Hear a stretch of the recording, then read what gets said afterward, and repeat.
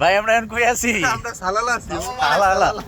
আসলে কি এটা কোনো আরব রাষ্ট্র মনে হয় ভাই? দেখেন তো অবস্থাটা। আসলে বুঝাই যেত না। মানে আমার কাছে মনে হয় আমরা যে সাজেকে যাই, সাজেকে ওই ফিলটা নাই।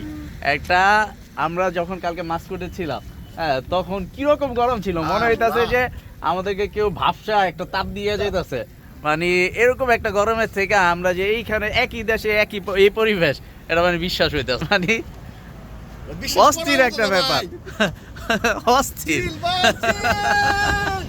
জাহিদ ভাই আজকে খুব খুশি, অবশ্যই কৃতিত্বটা জাহিদ ভাইয়ের, কারণ জাহিদ ভাই অনেক প্যারা দিছে আসার জন্য, নাইলে আমরা এই জায়গায় আসতাম না।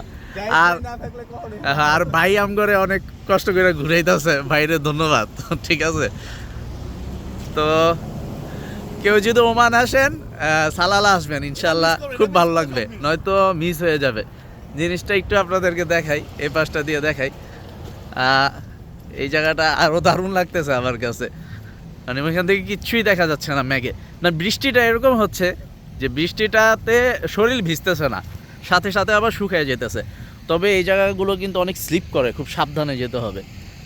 মানে দারুণ লাগতেছে এই জায়গাটা আমার কাছে। তো ঠিক আছে, আবার পরবর্তীতে অন্য কোনো ভিডিওতে আবার দেখা হবে, এরকম ছোটোখাটো ভিডিও নিয়ে আবার হাজির হবো। আসসালামু আলাইকুম রহমতুল্লাহি ওয়া বারাকাতুহু।